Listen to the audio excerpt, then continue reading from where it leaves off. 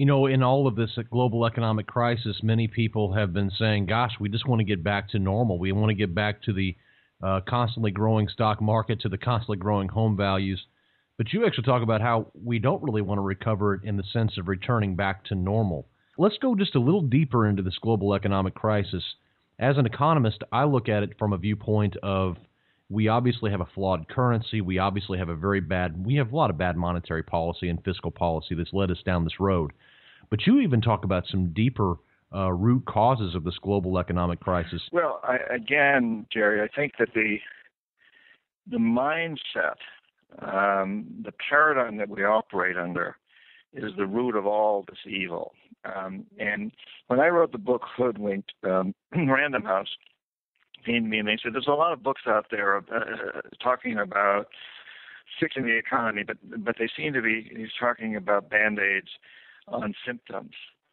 We want you to talk about the root causes of the problems today and how we must address those.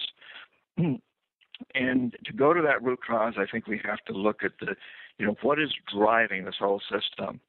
And it's based on three principles. And I mentioned a couple of these already, but I'll repeat them. One is that the only goal of business is to maximize profits regardless of the social and environmental costs.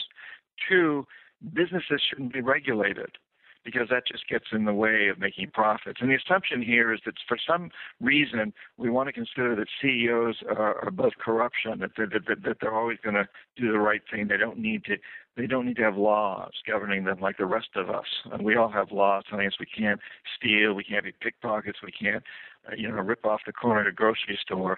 But CEOs apparently think they shouldn't have to have any of those laws, and certainly recent times have proven that to be totally wrong. They need to be policed. And the third assumption here is that private business should run everything, and that the military should be privatized, the schools and the jails and everything else.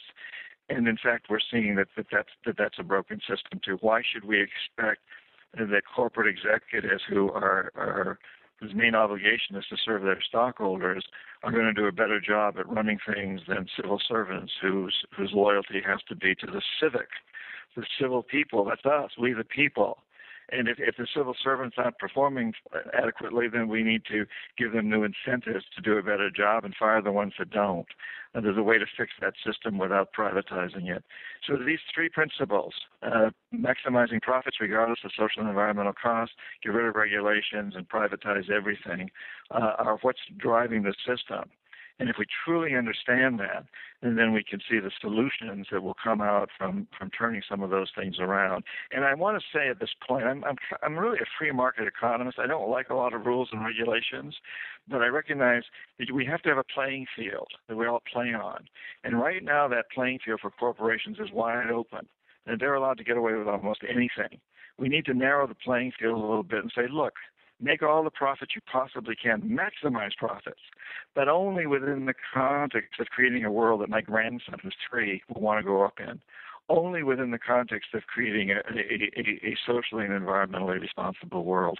Do anything you want not maybe anything you want, but conduct your business, maximize profits, but only on that playing field where you have to be restricted by this greater goal of creating a sustainable and just and peaceful world.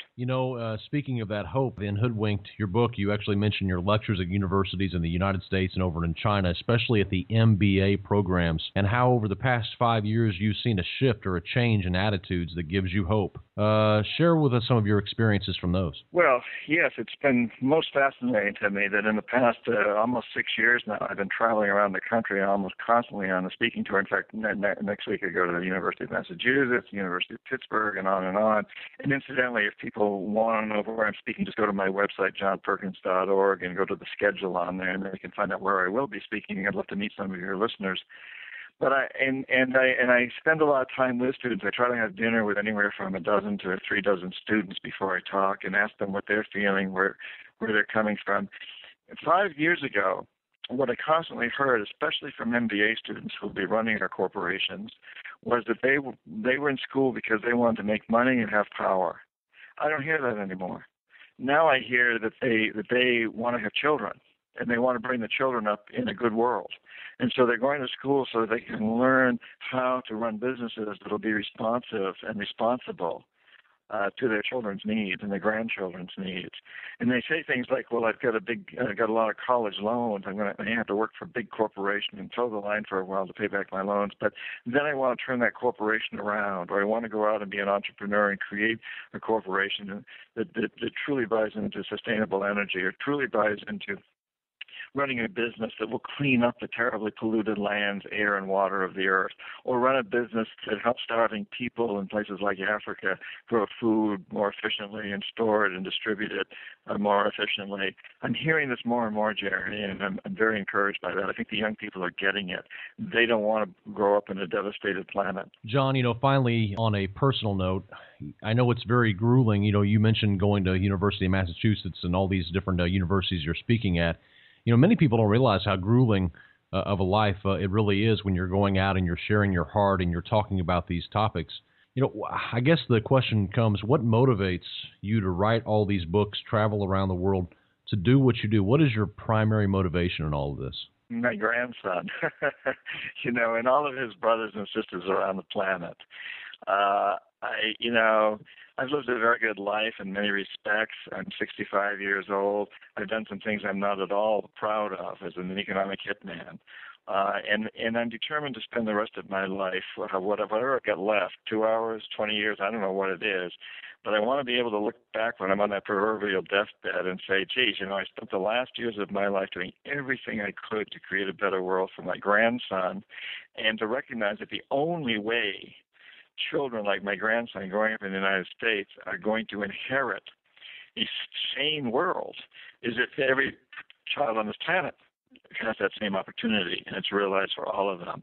For the first time in history, we have to look at this planet as our true home and realize that homeland security will only come when we create security for the whole planet. This is new.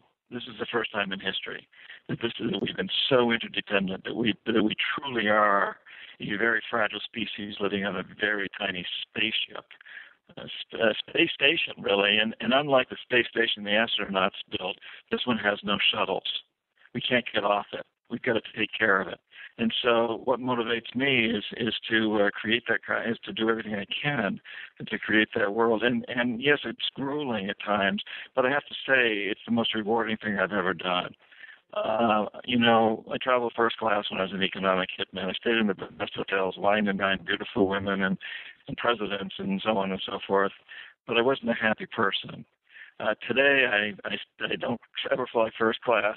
I don't stay in first class hotels, and I'm having a great time. I'm extremely happy. There's nothing more rewarding than to devote yourself to creating a world for future generations. Excellent. Well, my guest is John Perkins. The book is Hoodwinked.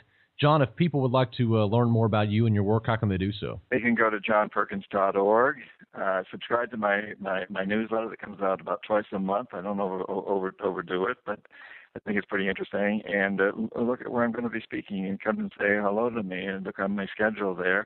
Or you can Twitter me at economic_hitman. All right, John. Well, thank you so much for taking time to visit with us, and wish you the best of luck. My pleasure, Jerry, and thank you for your good work. Keep spreading the word the way you are, and we'll get there.